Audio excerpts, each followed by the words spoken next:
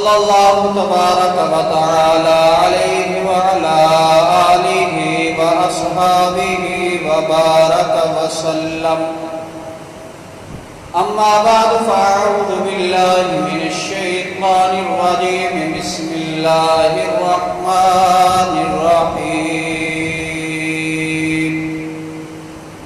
حتی اذا اتوا علی واد النمل قالت نملة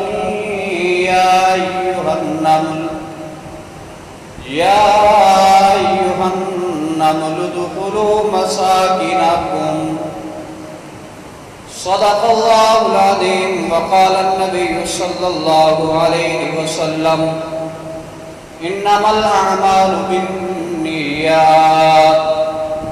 وإنما لامرئ ما نوى فمن كانت هجرته إلى الله ورسوله فهجرته إلى الله ورسوله ومن كانت هجرته إلى دنيا يصيبها أو امرأة يتزوجها فهجرته إلى ما هاجر إليه. صدق الله العظيم وصدق رسوله النبي الكريم ونحن على ذلك لمن الشاهدين والشاكرين والحمد لله رب العالمين. میرے محترم دوستوں، بزرگوں، بھائیوں، اللہ رب العزت کا احسان ہے کہ اس ذات پاک بابرکات نے جمعۃ المبارک کا یہ مبارک دن نصیب فرمایا. اللہ رب العزت نے مختلف مخلوق پیدا فرمائی. ان تمام مخلوقات میں انسان کو اشرف المخلوقات پیدا فرمایا. اسے سوچنے سمجھنے کی صلاحیت بھی دی ہے، عقل اور شعور بھی دیا ہے، اچھا اور برا سوچنے کی بھی صلاحیت دی ہے اور کرنے کی بھی صلاحیت دی ہے. پھر انسان کے اوپر چھوڑا ہے کہ انسان کرتا کیا ہے. جسے قرآن مجید میں اللہ رب العزت نے فرمایا وَهَدَيْنَاهُ النَّجْدَيْنِ، ہم نے انسان کو دونوں راستے دکھائے. اچھائی کے راستے کو بھی دکھایا ہے، اس کے تمام پہلو بھی اس کے سامنے کھول کر رکھے ہیں. برائی کے راستے کو بھی دکھایا ہے، اس کے پہلو بھی کھول کر رکھے ہیں. اب یہ انسان کے اوپر ہے کہ انسان کس راستے کو اپنے لیے سوچتا ہے، کس راستے کو اپناتا ہے. اللہ رب العزت مختلف اوقات میں جب انسان اپنی حد سے تجاوز کرنے لگ جائے، انسان اپنے آپ کو خدا سمجھنے لگ جائے یا اللہ کا راستہ بھولنے لگ جائے، تو اللہ رب العزت مختلف اوقات اور مختلف لمحات میں انسان کو پھر بتلاتا ہے، دلاتا ہے کہ انسان کو جہاں مرضی چلا جائے تو میری مخلوق ہی ہے، لوٹ کے تو نے میرے راستے پر بھی آنا. اس یہ مجموعہ انسان ہے، انسانی جسم، اس میں ایک چیز ہے جو ہیڈ ہے، سر ہے، وہ انسان کی سوچ اور انسان کی نیت. اچھی سوچ، اچھی نیت اچھے راستے کی طرف لے جاتی ہے، بری سوچ، بری نیت تباہی کی طرف لے جاتی ہے. نبی اکرم صلی اللہ علیہ وسلم نے مسلمان کی سوچ اور نیت کو اس کے عمل سے بھی بہتر قرار دیا. آپ نے حدیث مبارکہ میں ارشاد فرمایا نیت المؤمن خیر من عملہ، مومن کی اچھی نیت ہوئی اس کے اچھے عمل سے بھی زیادہ بہتر. اور حقیقت یہ ہے کہ انسان جو کچھ کرتا ہے یہ سوچ اور نیت کے بلبوتے پر کرتا ہے. اور اس سے بڑھ کر میں آپ کے سامنے ایک حدیث پڑھ چکا ہوں. اب صحابہ کرام کا جب ہجرت کا حکم ہوا، ہجرت بہت بڑا کام تھا، اپنا گھر بار چھوڑ دینا صرف اللہ کی رضا کے لیے. اس کے بدلے میں کچھ نہیں ہے، یہ بیچ کے جانا نہیں ہے، جہاں بیچ کے جاتے ہیں کسی اور جگہ خرید لیا نہیں ہے. چھوڑ دینا ہے، رشتہ داروں کو چھوڑ دینا ہے، سب کچھ کر دینا ہے. اس کا اجر و ثواب اتنا ارشاد فرمایا کہ الہجرۃ تہدم ما کان قبلہ، کہ جس بندے نے اللہ کی رضا کے لیے ہجرت کی ہے، ہجرت اس کے گزشتہ تمام گناہوں کی معافی بن جاتی ہے. لیکن ایسا بڑا کام، اس کے بارے میں بھی آپ صلی اللہ علیہ وسلم نے ارشاد فرمایا کہ اگر کوئی ایسا بندہ ہے ہجرت کسی اور مقصد کے لیے کی ہے تو اس کو ہجرت کا کوئی ثواب نہیں ملتا۔ آپ نے ارشاد فرمایا انما الاعمال بالنیات، اعمال کا دار و مدار نیت پر ہے۔ انما لامرئ ما نویٰ، ہر آدمی کو وہی ملے گا جس کی اس نے نیت کی۔ فمن كانت ہجرتہ الی اللہ ورسولہ، جس بندے نے ہجرت اللہ اور اس کے رسول کی طرف کی، فہجرتہ الی اللہ ورسولہ، حقیقتاً اس کی ہجرت اللہ اور اس کے رسول کی طرف ہی ہے۔ ومن كانت ہجرتہ الی دنیا یصیبها او امرأۃ یتزوجها، جس نے ہجرت اس لیے کی کہ دنیا حاصل کرے یا کسی سے شادی کرے، فہجرتہ الی ما ہاجر الیہ، اس کو ہجرت پر کوئی اجر و ثواب نہیں ملے گا، بلکہ جو نیت اس نے کی ہے وہ نیت ملے گی، کوئی اجر و ثواب نہیں۔ تو یہ سوچ انسان کو کہاں لے جاتی ہے؟ اچھی سوچ اچھائی کی طرف، بری سوچ تباہی کی طرف۔ قرآن مجید نے مختلف واقعات بیان فرمائے ہیں کہ جن کی سوچ برائی کی تھی، بڑائی کی تھی، اپنے آپ کو خدا سمجھنے کی تھی، تو اللہ نے انہیں کہاں تک پہنچایا۔ ایک واقعہ حضرت موسیٰ علیہ السلام اور فرعون کا بیان ہے۔ فرعون بادشاہ ہے، سیاہ و سفید کا مالک ہے، لیکن جب سیاہ و سفید کا مالک بادشاہ اس کی سوچ اس طرف جاتی ہے کہ میں ہی سب کچھ ہوں، تو اللہ نے اس کو کیا ذلیل کیا۔ قرآن مجید نے مختلف جگہوں پر اس واقعے کو بیان فرمایا۔ آخری پارے میں اللہ رب العزت نے اس کی تباہی کا سبب بیان فرمایا۔ قال انا ربکم الاعلی، اس نے اعلان کیا کہ رب میں ہی ہوں، بڑا رب میں ہوں۔ فاخذہ اللہ نکال الآخرۃ والاولی، اللہ نے جب اس کی سوچ یہاں پر گئی، اپنے بنانے والے کو بھول گیا، اپنے اسباب پر، اپنی دولت پر، اپنی جائیداد پر، اپنی فوج پر بھروسہ کرنے لگا، تو اللہ فرماتے ہیں فاخذہ اللہ نکال الآخرۃ والاولی، اللہ نے اس کو ایسا پکڑا کہ گزرے ہوئے لوگوں کے لیے بھی اور آنے والے لوگوں کے لیے بھی نشان عبرت بنا کے رکھا، کہاں وہ بادشاہ اور کہاں دریا کے اندر غرق ہو گیا۔ دوسرا واقعہ اللہ رب العزت نے ارشاد فرمایا نمرود کا، اسے بھی اللہ نے بڑے اسباب سے نوازا، بڑی دولت دی، بڑی دنیا دی، لیکن اس دنیا دولت بادشاہت سے اس نے اللہ رب العزت کے سامنے عاجزی نہیں اختیار کی، جھکا نہیں ہے، تو اس کی بھی تباہی مقدر بنی۔ اس کے پاس حضرت ابراہیم علیہ السلام کو بھیجا پیغام ہدایت لے کر، تو ابراہیم علیہ السلام نے اللہ کا تعارف کروایا، ربی الذی یحیی و یمیت، میرا رب وہ ہے جو زندگی اور موت دیتا ہے، زندگی اور موت کا مالک ہے۔ اس کے بعد سمجھ میں نہیں آئی، اس نے کہا انا احیی و امیت، دو قیدی بلوائے جیل سے، ایک کو قتل کر دیا، کہا دیکھو اس کو میں نے موت دے دی، دوسرے کو چھوڑ دیا، رہا کر دیا، کہا اس کو میں نے زندگی دے دی۔ حالانکہ اس کے اس فیصلے سے ایک سیکنڈ بھی پہلے اس کو بھی پتہ نہیں ہوگا کہ کس کو زندہ رکھنا ہے اور کس کو چھوڑنا، یہ میرے رب کے فیصلے ہے۔ تو ابراہیم علیہ السلام نے اس کو دوسری دلیل دی، فإن اللہ یأتی بالشمس من المشرق فأت بها من المغرب، تو اتنا بڑا دعوے دار ہے، تھوڑا اپنے اختیارات کو دیکھ، میرا رب تو وہ ہے جو سورج کو مشرق سے نکالتا ہے، مغرب میں غروب کرتا ہے، اگر تیرے پاس طاقت ہے تو خدائی کا دعوے دار ہے تو تھوڑا سا سورج کو۔ اب فبوہت الذی کفر واللہ لا یہدی القوم الظالمین، اللہ فرماتے ہیں اب اس کے پاس کوئی جواب نہیں تھا، اب یہ خدائی کا دعوے دار ہے، کہتا ہے میں خدا ہوں۔ اللہ نے اس کو کیا سزا دی؟ تھوڑا سا دیکھیں اس کی سزا کو، اس کے ناک کے اندر ایک مچھر گھسا، وہ دماغ تک پہنچا ہے، پورے نظام کو اس نے خراب کر کے رکھ دیا ہے، اب بے چینی ہے، دماغ میں خلش ہے، اتفاقاً ایک ملازم منہ پر چڑھا ہوا ہے، اس کا جوتا گرتا ہے، اس کے سر پہ لگتا ہے، سکون محسوس ہوتا ہے، باقاعدہ اس نے اپنے نوکروں کے غلاموں کی ڈیوٹی لگائی، میرے سر پہ جوتے مارے۔ یہ سوچ ہے نا، یا یہی سوچ تھی جو اس کو خدائی کے دعوے تک لے گئی ہے۔ اب اللہ نے دنیا کو دکھلایا ہے کہ جب اسباب بھی موجود ہوں، اختیارات بھی موجود ہوں، دولت بھی موجود ہو، فوج بھی موجود ہو، لیکن سوچ رب تعالیٰ کی طرف نہ لے جائے تو اللہ اس طرح بھی دلیل فرماتا ہے کہ پھر بھری محفل میں خدائی کا دعوے دار اپنے غلاموں کے ہاتھوں سے جوتے کھاتا ہے اور شوقیہ کھاتا ہے۔ اور اگر ان تمام اسباب کے ہوتے ہوئے بندہ اللہ کی طرف آئے تو پھر کیا ہوتا ہے؟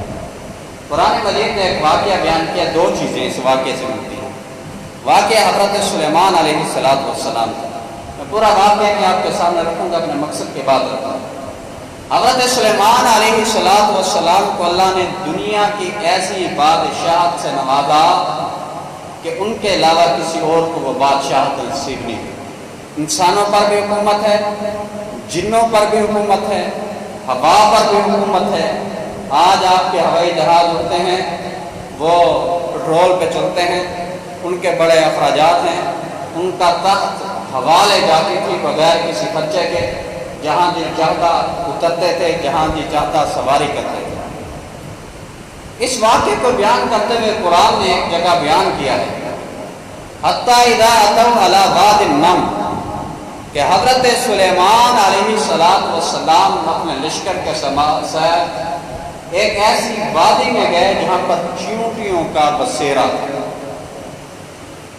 قالت نملۃ یا ایھا النمل ادخلوا مساکنکم، یہ چونٹی کتنی مخلوق ہے، بالکل معمولی سی چھوٹی سی، اور ہر چیز کا جو دماغ ہے اس کے سر میں ہوتا ہے۔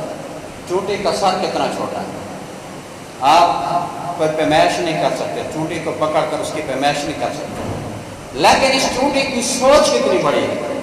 چونٹی نے دیکھا کہ سلیمان علیہ السلام اور اس کا لشکر آ رہے ہیں، اب اس کی سوچ خود غرض نہیں ہے، لالچانہ نہیں ہے، اپنے مفاد کی خاطر وہ نہیں جیتی۔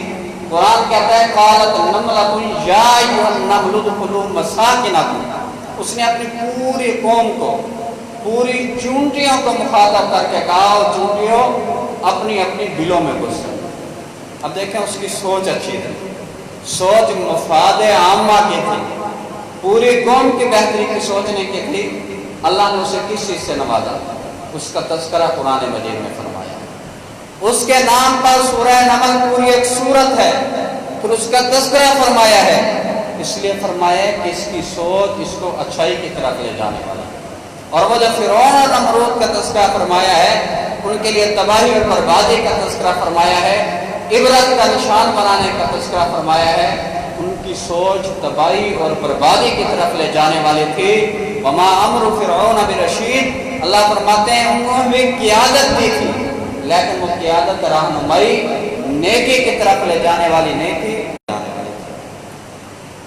لا یحطمنکم سلیمان وجنودہ وہم لا یشعرون، جہاں تک چونٹی کی بات ہے کہ اس نے اپنی چونٹیوں سے کہا اپنی بلوں میں گھس جاؤ، کہ ایسا نہ ہو سلیمان علیہ السلام اور ان کے لشکر کو پتہ ہی نہ چلے اور وہ تمہیں روند کے گزرے۔ اب اگلی بات حضرت سلیمان علیہ السلام کی، قرآن کہتا ہے فتبسم ضاحکا من قولها، جب سلیمان علیہ السلام نے چونٹی کی بات سنی تو مسکرائے۔ مسکرانے کے ساتھ ہی اگلا جو پیغام ہے وہ میرے اور آپ کے لیے۔ پیغام کیا ہے؟ اب چونٹی کی بات سننا، اس کو سمجھنا، یہ بھی اللہ کی بہت بڑی نعمت ہے۔ ظاہر ہے ہم تو نہیں سمجھ سکتے، یہ اللہ کی طرف سے عطا کرتا ہے۔ پھر بادشاہت، دنیا کے اسباب، نبوت سے بھی نوازا، لیکن سلیمان علیہ السلام نے جو پیغام دیا ہے رہتی دنیا تک انسانوں کو، وہ یہ ہے کہ جب اللہ کسی چیز سے نوازیں تو فوراً کہنا ہے قال ربی اوزعنی ان اشکر نعمتک التی انعمت علی وعلی والدی وان اعمل صالحا ترضاہ۔ سلیمان علیہ السلام فوراً اللہ کا شکر بجا لائے کہ اللہ مجھے مزید توفیق دے، میں تیری نعمتوں کا شکریہ بھی ادا کروں، اور جو مجھ پر ہیں میرے والدین پر ہیں شکریہ بھی ادا کروں، اور ایسے کام کرنے کی بھی توفیق دے جن سے تو راضی ہو جائے۔ دنیا نہیں مانگی، اللہ کی رضامندی مانگی ہے۔ وادخلنی برحمتک فی عبادک الصالحین، اور یہ بھی اللہ سے دعا کہ اللہ توفیق بھی دے اور اپنی رحمت اور اپنے فضل کے ساتھ مجھے اپنے نیک بندوں میں بھی شامل کرنا۔ تو میں نے تین چیزیں آپ کے سامنے رکھی ہیں۔ فرعون کو بھی اللہ نے دنیا کے اسباب دیے، لیکن اس نے اللہ کی نافرمانی کا راستہ اختیار کیا تو تباہ و برباد۔ نمرود کو دیے، اس نے اللہ سے بغاوت کا راستہ اختیار کیا، اپنے آپ کو خدا کہا، تو ایک معمولی سی چیز کے ساتھ اللہ نے اس کو ذلیل اور رسوا کیا۔ معمولی سی چیز، مچھر کیا چیز ہے؟ سلیمان علیہ السلام کو بھی اسباب دیے، لیکن انہوں نے اللہ کی رضامندی حاصل کرنے کا راستہ اختیار کیا، تو پھر جو چیز ان کے ساتھ جڑی اس کا بھی ذکر بلند کیا۔ آج میں اور آپ میں پوری دنیا خوف میں مبتلا ہے۔ وہ خوف کیا ہے؟ وہ خوف ہے جی کرونا وائرس۔ یہ خوف ہے، کسی نے کہا سازش ہے، کسی نے کہا بیماری ہے، کسی نے کہا آنکھوں سے دیکھا ہے، کسی نے کہا درآمد شدہ ہے، جان بوجھ کر پھیلایا گیا ہے، فلاں فلاں۔ ان تمام چیزوں سے ہٹ کر اگر سازش ہے تب بھی بات ہی ہے، اگر واقعتاً بیماری ہے تب بھی بات ہی ہے، درآمد شدہ ہے یا واقعتاً نہیں ہے تب بھی بات ایک ہی ہے۔ ہم بھی کہیں خدائی کے دعوے پر گئے ہوئے ہیں۔ یہ دنیا کہتے تھے نا ہم چاند پہ پہنچ گئے ہیں، یہ لوگ کہتے تھے نا سائنس کا دور ہے، اللہ اکبر کا دور کیا۔ یہ دنیا میں باتیں ہوتی تھی نا کہ ہم نے روبوٹ تیار کیے جو فلاں جگہ تک پہنچ جا سکتے ہیں۔ سائنس اور ٹیکنالوجی نے اتنی ترقی کر لی ہے، اتنی ترقی کر لی ہے، اتنی ترقی کر لی ہے، ترقی کی مثالیں دیتے دیتے ہم یہاں تک کوئی بات کہہ دیتے تھے کہ دنیا چاند پر پہنچ گئی ہے اور مولوی ابھی تک وضو کی باتیں کر رہا ہے۔ تو اللہ رب العزت نے ایک ایسی چیز سے واسطہ ڈالا جو کسی کی سمجھ میں بھی نہیں آتی۔ پوری دنیا کی ٹیکنالوجی، پوری دنیا کی سائنس، پوری دنیا کی طب، پوری دنیا کی ڈاکٹریٹ پریشان ہے کہ یہ چیز کیا ہے اور اس کا علاج کیا ہے۔ کسی کے پاس بھی چیزیں ہیں، آلات ہیں، وہ اس وقت تک اس کرونا وائرس کا علاج دریافت نہیں کر سکتے، بلکہ ماہرین ابھی تک بھی یہ کہتے ہیں کہ اس کی صحیح علامات کی تشخیص کرنے والے آلات بھی دریافت نہیں کر سکے۔ کیا کہیں قرآن کے واقعات کو ہم دیکھیں تو یہ سبق نہیں ملتا ہمیں؟ اللہ نے بتلایا ہمیں، بڑے تم دعوے دار تھے، خدا کو چھوڑ چکے تھے، اور تھوڑا سا پھر ہم تاثر دیکھیں کیا ہے۔ یہ ایک دو دن پہلے کی بات ہے، بہاڑی میں ایک آدمی کی اسی کرونا سے ڈیتھ ہوئی، اس کے جنازے کی تصویریں سوشل میڈیا پہ ڈالی گئی، وہ چند افراد ہی ہیں۔ حالانکہ یہ ڈاکٹر بھی کہہ رہے ہیں کہ جب بندہ مر جائے تو اس کے بعد اس کے وہ اثرات نہیں رہتے، لیکن چند افراد ہیں۔ بتانے والوں نے یہاں تک بتایا کہ اس کے گھر والے بھی اس کے قریب نہیں آ رہے تھے کہ آپ کو کرونا ہے۔ یہ کہیں وہ چیز تو نہیں ہے جو اللہ رب العزت قرآن مجید میں بیان فرماتے ہیں، یوم یفر المرء من اخیہ و امہ و ابیہ و صاحبتہ و بنیہ۔ ایک ایسا دن بھی آنے والا ہے کہ جس دن آدمی اپنے بھائی کا بھی نہیں ہوگا، والد اور والدہ کا بھی نہیں ہوگا، بیوی اور بیٹے کا بھی نہیں ہوگا، کوئی کسی کا نہیں ہوگا، نفسی نفسی نفسی کی پکار ہوگی۔ وہ دن اللہ رب العزت نے ہمیں یہی تو نہیں بتلا دیا، وہ دنیا کی ٹیکنالوجی سب جام ہو کے رہ گئی ہے۔ کہیں ایسا تو نہیں؟ اللہ رب العزت فرماتے ہیں جب قیامت کا دن ہوگا، میدان حشر ہوگا، تمام کائنات کو اللہ رب العزت جب موت دے گا، موت دینے کے بعد اللہ پوچھے گا لمن الملک اليوم، لوگوں کو پتا ہو آج حکومت کس کی ہے۔ وہ فرعون، وہ نمرود، وہ ٹرمپ، وہ مودی، وہ بش، وہ فلاں فلاں دنیا کے سارے گورباچوف کہاں ہیں، کس کی حکومت ہے؟ 3 بار اللہ رب العزت اعلان فرمائیں گے لمن الملک اليوم، آج حکومت کس کی ہے؟ لمن الملک اليوم، آج حکومت کس کی ہے؟ کوئی بھی جواب نہیں دے پائے گا۔ اللہ خود ہی فرمائیں گے للہ الواحد القہار، آج جو حکومت ہے وہ اکیلے اللہ کی ہے اور وہ اللہ سب پر غالب ہے۔ آج دیکھیں بڑے بڑے طاقتور، بڑے بڑے ماہر نفسیات، بڑے بڑے ڈاکٹر، جرنیل، ہر طبقہ زندگی سے تعلق رکھنے والے، وہ اپنی خواہش کے مطابق کہیں جا نہیں سکتے۔ ایسا ہوتا تھا کسی کے اوپر کوئی FIR درج ہوتی تھی تو وہ باہر ملک بھاگتا تھا، آج کوئی کسی ملک بھی نہیں جا سکتا، بیماری کے ڈر سے یا کسی ڈر سے بھاگ نہیں سکتا ہے، کہیں نہیں جا سکتا ہے، اپنی خواہش کے مطابق کسی سے جا کے مل نہیں سکتا ہے، اپنی خواہش کے مطابق باہر گھوم پھر نہیں سکتا ہے۔ پوری دنیا میں سناٹا ہے، اور یہ سناٹا ایک ہی اعلان کر رہا ہے، لمن الملک اليوم۔ سائنس پر بھروسہ کرنے والوں، سائنس کو خدا کا درجہ دینے والوں، ٹیکنالوجی اور جدید آلات کے اوپر اس طرح فدا ہونے والوں کہ اللہ کو بھول گئے ہو، آج بتاؤ سائنس، ٹیکنالوجی، جدید آلات وہ کہاں ہیں تمہارے؟ میں اسے جدید آلات کی نفی نہیں کر رہا ہوں، میں ایک پیغام دے رہا ہوں۔ پیغام یہ ہے یہ سب کچھ کریں لیکن پہلا حق میرے اللہ کا رکھیں، پہلا حق محمد رسول اللہ صلی اللہ علیہ وسلم کا رکھیں۔ اللہ کی فرما برداری، میرے آقا مدنی کریم صلی اللہ علیہ وسلم کی اطاعت گزاری کے بعد پھر دنیا کی چیزوں کو لے آئیں۔ ایسا نہ کریں کہ سائنس یوں کہتی ہے تو لہذا سائنس کی تحقیق پر عمل کرنا ہے، قرآن و حدیث کو چھوڑ دینا ہے، تو یہ اس کا نتیجہ ہے۔ تو آج یہ جتنی چیزیں ہیں، ڈاکٹر بتا رہے ہیں کہ حفاظت کریں، اپنی جان کی حفاظت کریں، اللہ کی دی امانت ہے، لیکن ان تمام احتیاطوں کے ساتھ ساتھ سب سے بڑی جو احتیاط ہے وہ نبی اکرم صلی اللہ علیہ وسلم نے ارشاد فرمایا ہے، سب سے بڑی احتیاط جو ہے، سب سے بڑی جو چیز ہے وہ اللہ کی طرف لوٹنا ہے۔ المہاجر من ہاجر عمن نہى اللہ عنہ۔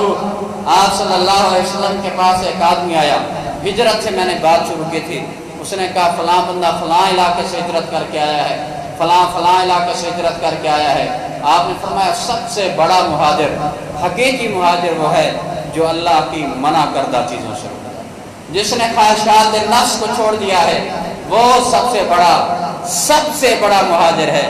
تو سب سے بڑی جو احتیاط ہے آج بھی وہ یہی ہے، ڈاکٹروں کی بتائی ہوئی احتیاط پر بھی آپ عمل کریں، لیکن سب سے بڑی احتیاط اللہ کی کبریائی کو تسلیم کرنا ہے، سب سے بڑی احتیاط اللہ رب العزت کی طرف لوٹنا ہے، رجوع اللہ کرنا ہے، اللہ کے سامنے اظہار بے بسی کرنا ہے کہ یا اللہ ہم سے بھول ہوئی، ہم بڑی چیزوں پر بھروسہ کر بیٹھے تھے، لیکن حقیقت یہ ہے میرے اللہ تیرے علاوہ کوئی ذات نہیں ہے جس پر بھروسہ کیا جا سکے۔ ہم بڑی چیزوں کو طاقتور سمجھتے تھے، لیکن حقیقت یہ اللہ تجھ سے بڑا طاقتور کوئی نہیں ہے۔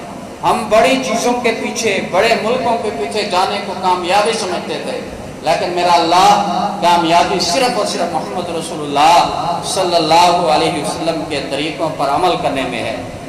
میں یہی سمجھتا ہوں کہ پوری دنیا کو اپنی لپیٹ میں جس چیز نے لیا ہوا ہے وہ دنیا کو یہی پیغام دے رہی ہے کہ اللہ کی طرف لوٹیں۔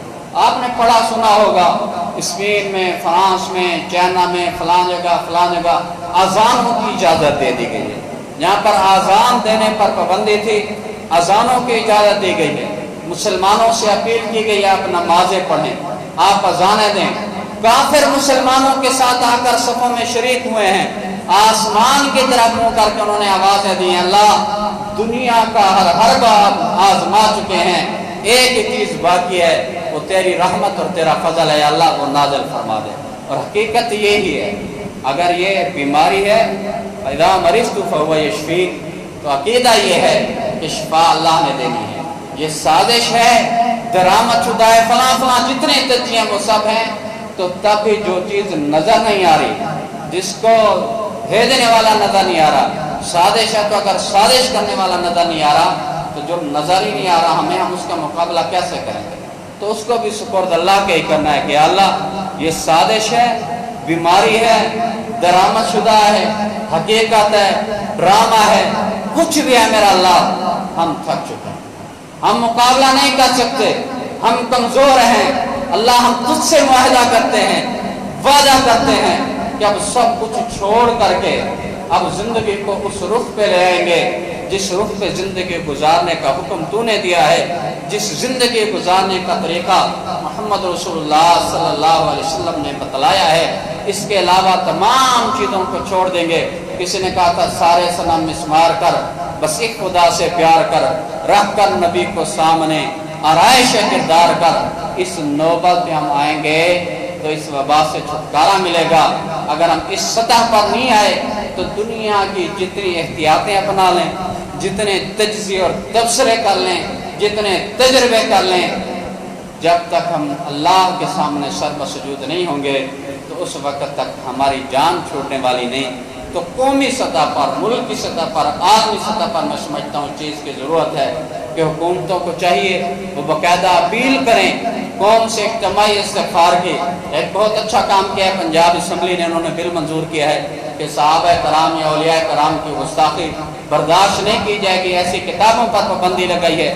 یہ اچھی کاوش ہے کہ اس ملک کے اندر پہلے گستاخیاں ہوتی رہی ہیں، ان پر پابندی لگائی ہے۔ اس چیز کو قومی اسمبلی میں بھی جانا چاہیے اور اس چیز کو حکومت کی طرف سے سرکاری اعلان کے طور پر بھی آنا چاہیے کہ قوم کچھ دن باقاعدہ استغفار کے لیے مختص کرے اور آئندہ کی زندگی کو اللہ رب العزت کے حکموں کے مطابق گزارے۔